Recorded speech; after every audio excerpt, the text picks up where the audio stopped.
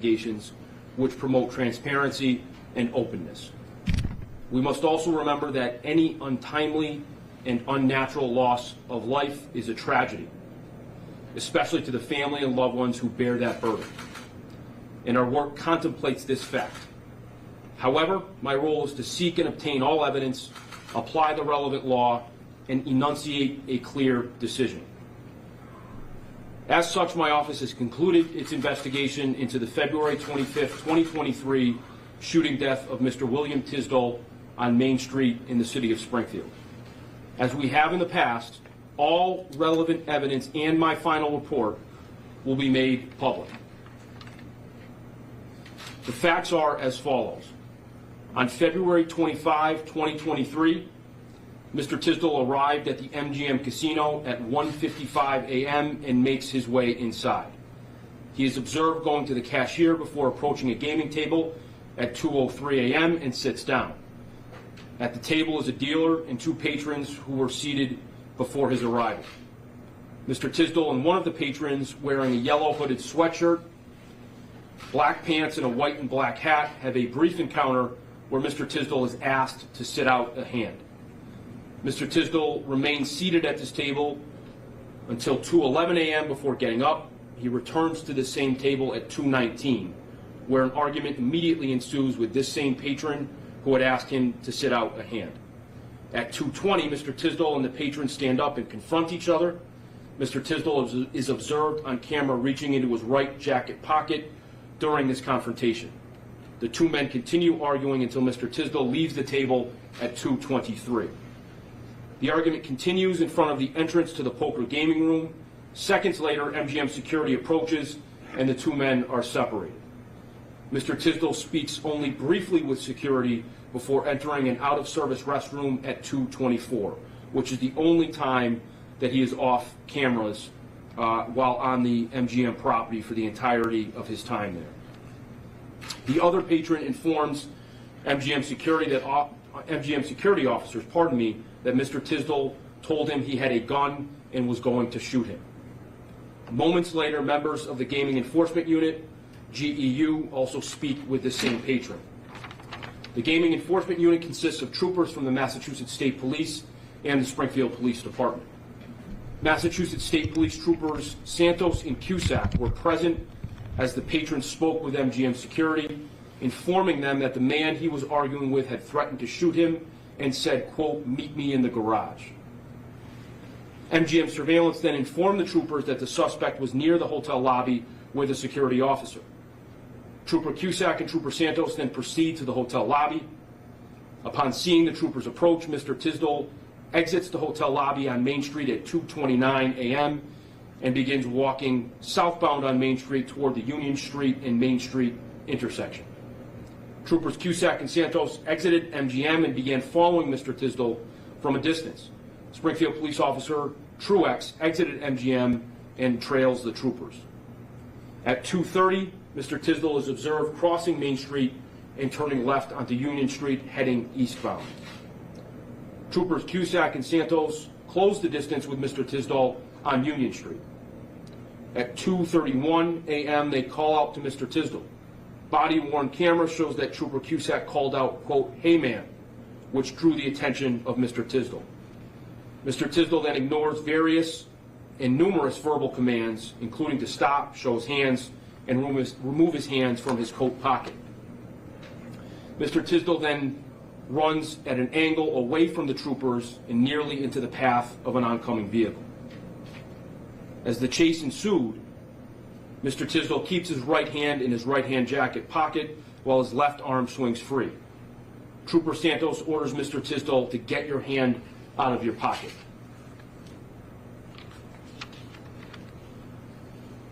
As Mr. Tisdol is running away from the two troopers at 2:31 a.m., Mr. Tisdol was briefly brought to the ground by Officer Truex of the Springfield Police Department. Mr. Tisdol quickly gets back to his feet while he kept his right hand in his jacket pocket and continued to ignore repeated commands to show his hands. Officer Truex also fell to the ground. Body-worn camera of the troopers shows after quickly returning to his feet, Mr. Tisdol slowly walked past Officer Truex, who was still on the ground, while Tisdol still had his hand in his right-hand jacket pocket. At that time, Trooper Santos had his firearm and flashlight pointed directly at Mr. Tisdol and ordered him to get on the ground. In fact, Trooper Santos' firearm has a flashlight affixed to the upper part of the barrel. Mr. Tisdol had his back turned to Trooper Santos and again began to run down Union Street. Mr. Tisdol then rounded the corner, onto Main Street in the southbound direction at 232. We are going to show a video. I want to warn our viewers and the folks here in this room that not necessarily this video, but the videos to come do show violence and may be a trigger or too graphic for folks to see. So I want people to be aware of that, please.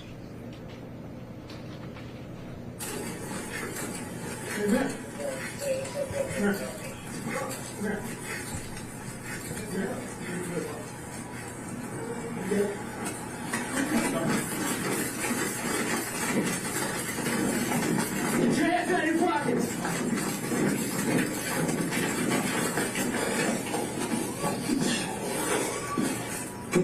Get on the ground.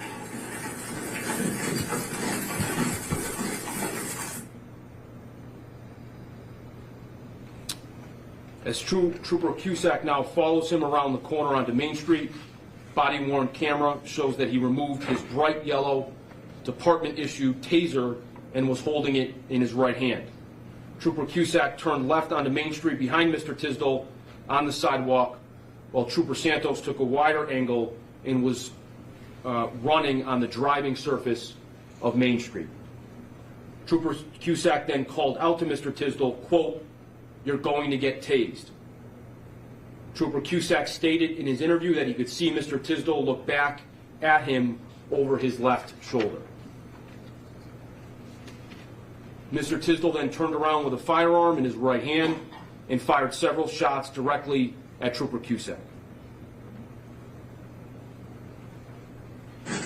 You're gonna get tased.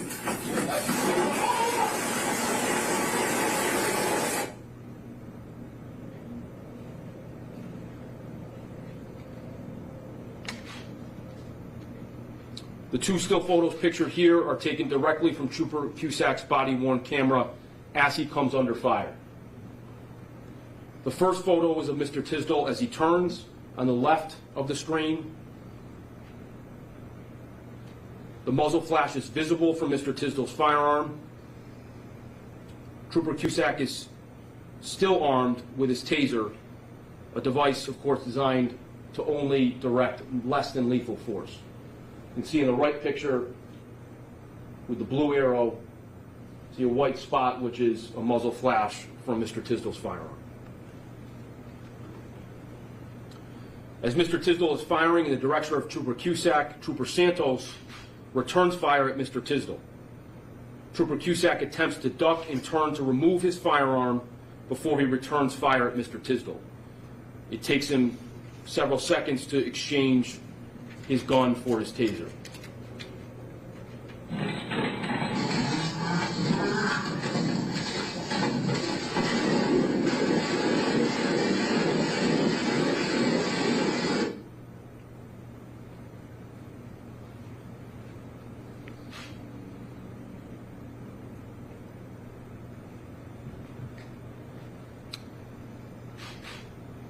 Careful review of the City of Springfield cameras and body-worn camera conclusively show that Mr. Tisdol quickly turns to Trooper Cusack and fires at him as he pointed his taser at him and prior to Trooper Santos's firing his weapon. The following vantage point of the city camera footage shows Mr. Tisdol running onto Main Street into darkness as he was pursued by the two troopers. A muzzle flash from Mr. Tisdol's position can be made out just prior to his being illuminated by Trooper Santos's flashlight.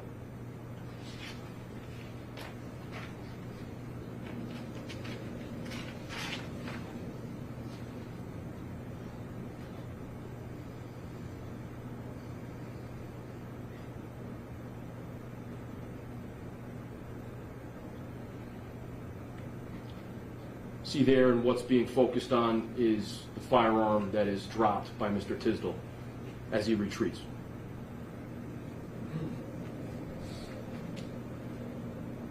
Trooper Cusack's body-worn camera shows that he is armed only with his taser as Mr. Tisdol turns and fires at him. It took seconds for Trooper Cusack to exchange his taser for his firearm in order to return fire at Mr. Tisdol. The body-worn camera of Trooper Santos shows that his firearm is not pointed at Mr. Tisdol until a gunshot is clearly heard. Trooper Santos only trains his weapon at Mr. Tisdol until the distinct sound of a gunshot is heard.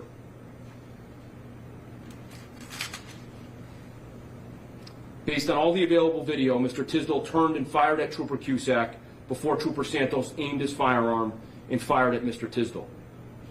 The video also shows Mr. Tisdol continuing to fire in the direction of troopers as Trooper Santos returned fire. One of the rounds fired by Trooper Santos struck Mr. Tisdol in his upper right chest area, ultimately causing his death. The entirety of the contact between Mr. Tisdol and Massachusetts State Police was captured by body-worn camera footage and City of Springfield cameras. Again, city cameras and body-worn camera footage clearly and conclusively show that Mr. Tisdol fired his weapon first at Trooper Cusack, who at that point only possessed a taser. A muzzle flash from Mr. Tisdol's position can be made out just prior to his being illuminated by the flashlight. Trooper Cusack's body-worn camera again shows he's only armed with a taser.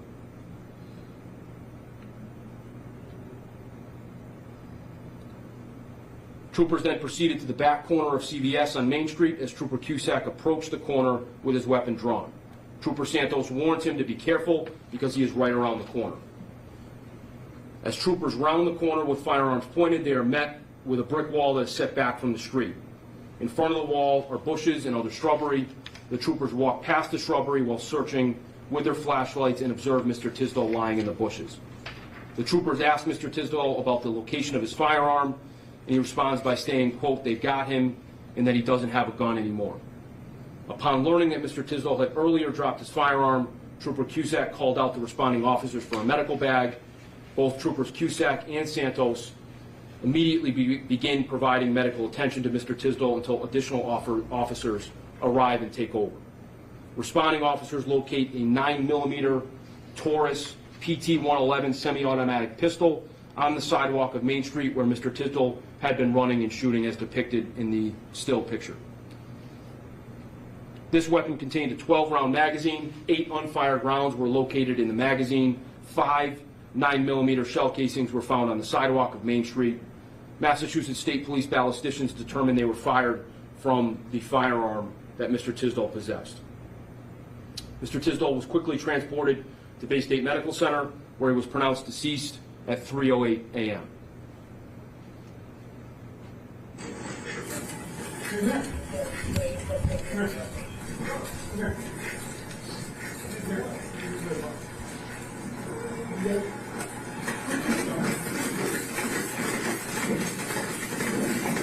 Put your hands out of your pockets.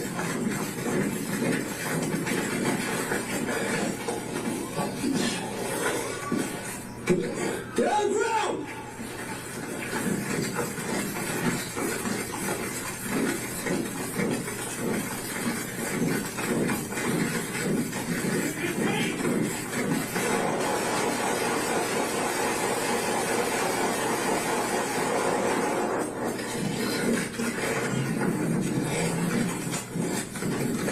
Look out, he's gonna go to the corner.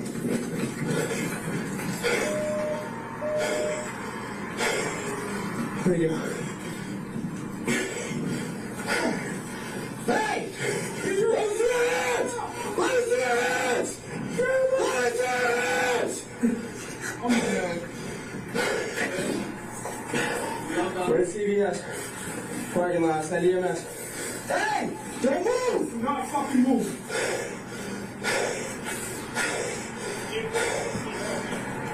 All shots fired now. EMS, shots fired, shots fired.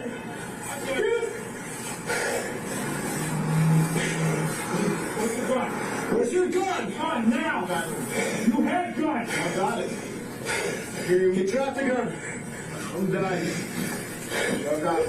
Yeah. He shot at us. He shot at us? Okay. He's down. All right, he's hit a couple times. Okay, hey, we need a victory. Go down here. Oh, yeah, my fucking work desk. Here's him.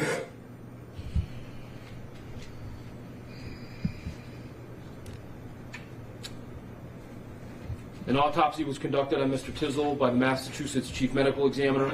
It was determined that a single projectile had entered Mr. Tisdol in the right upper chest area. No other gunshots or significant injuries were discovered. Massachusetts ballisticians determined that the projectile recovered from Mr. Tisdol's body was fired from Trooper Santos's duty weapon. Further investigation revealed that Mr. Tisdol had an active warrant for his arrest for firearms charges out of the state of New York. While this detail was unknown to the troopers at the time of the shooting, it may explain why Mr. Tisdol made such extraordinary and violent efforts to avoid being identified and apprehended by law enforcement. In reviewing the case, the relevancy of several different questions was examined. A lawful justification of a stop, a police officer's justification in using force in connections with his official duties, the totality of the circumstances to be considered from the perspective of a, quote, reasonable officer on the scene rather than with the perfect vision of hindsight and the permitted use of deadly force by a police officer. First, troopers responded to an altercation on the MGM gaming floor where they learned Mr. Tisdol had indicated that he was in the possession of a firearm and had threatened to shoot another patron. He held his right hand in his right front jacket pocket as he threatened the patron. Threat to commit a crime is illegal under Massachusetts general laws, along with the unlawful carrying of a firearm, which is a felony offense. Troopers Cusack and Santos were aware of the description and clothing worn by Mr. Tisdol at the time that they left MGM. He was the only pedestrian on Main Street at the time that they saw him. They were also aware of the potential that Mr. Tisdol was armed. Therefore, any attempted investigatory stop of Mr. Tisdol was justified by ample reasonable suspicion that a crime had been committed and was potentially still being committed. Troopers would have been further justified in performing a limited pat frisk on Mr. Tisdol to search for a firearm to ensure officer and public safety. Mr. Tisdol did not comply with Trooper Cusack's reasonable and legally valid attempt to stop him. Instead, Mr. Tisdol fled while keeping his hand in his right jacket pocket, while troopers issued numerous audible commands that sought his compliance to ensure public and officer safety.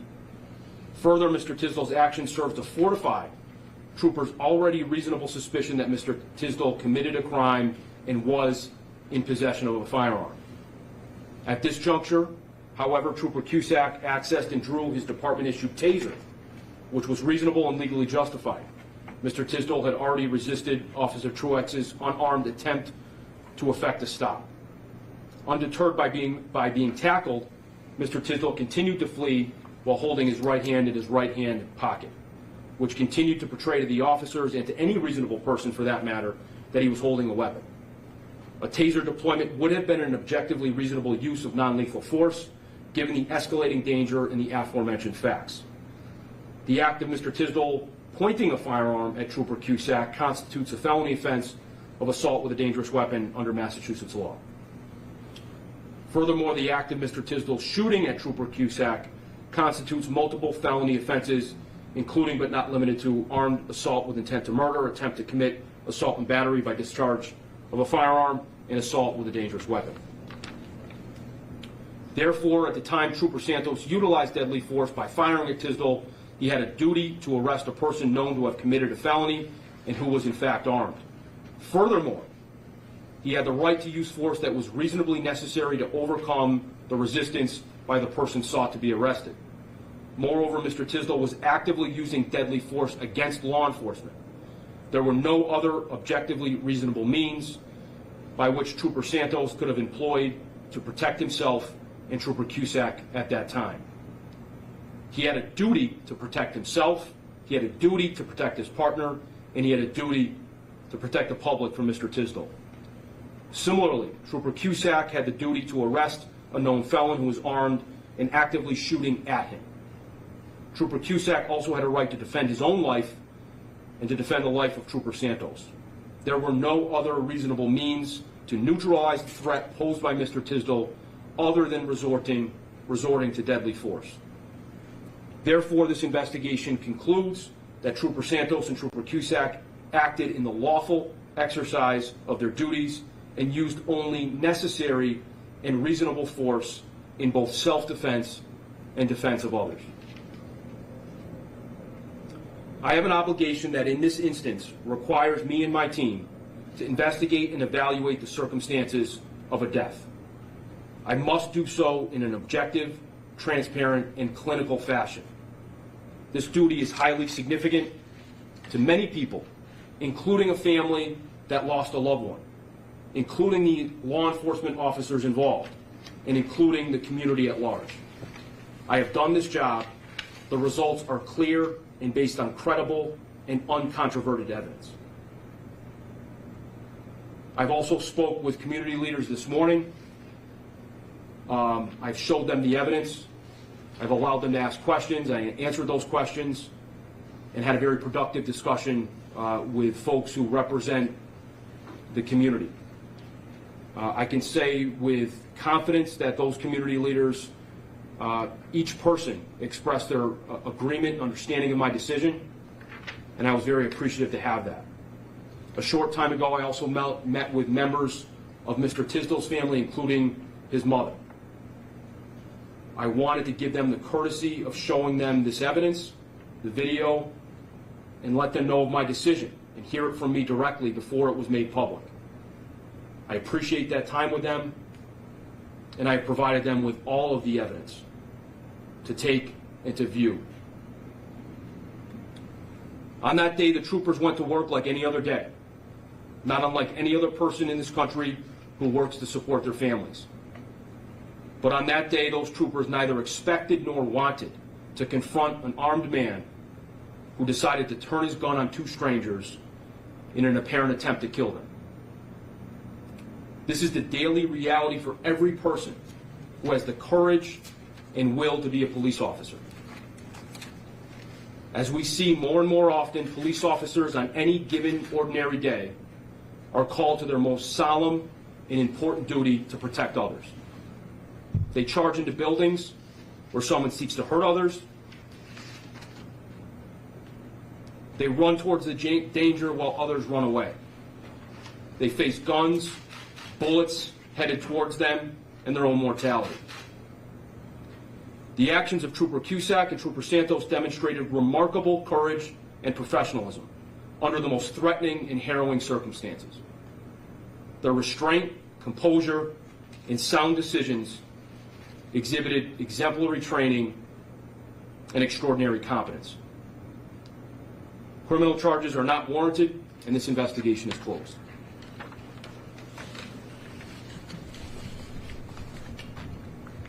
All materials, all evidence, unadorned, unedited, will be provided to you. Any questions? Mr. Tisdol, he had appeared to be bleeding from his head. That counts as a non-significant injury in the eyes of the medical examiner? That blood, I believe, was from the bullet wound that was in his upper chest. Who were the community members, and how did it go with this mom? I'm not going to speak to the specifics of my meetings, other than to say I had a swath of representative folks from different communities, clergy leaders, community organizers, many of them representing the black community here in the area, and again, presented the evidence to them and had a constructive conversation. And I can represent, with their permission, that they understood this, appreciated the opportunity. And it was an important part of the process for me, Stephanie, as we observed this nationally recognized model, as we did in prior instances, to make sure that the community is informed, and that through those conduits, leaders, clergy members, organizers, I can communicate and really be very frank with what I have, my evidence, and the decision that I made. Just to clarify, were these community members, were they from Springfield or Hartford? Springfield. Springfield. How many shots did Trooper Santos fire? 17. 17? How was the conversation with Tisdol's family? Would you say it was productive based on them speaking out a few weeks ago here in Springfield?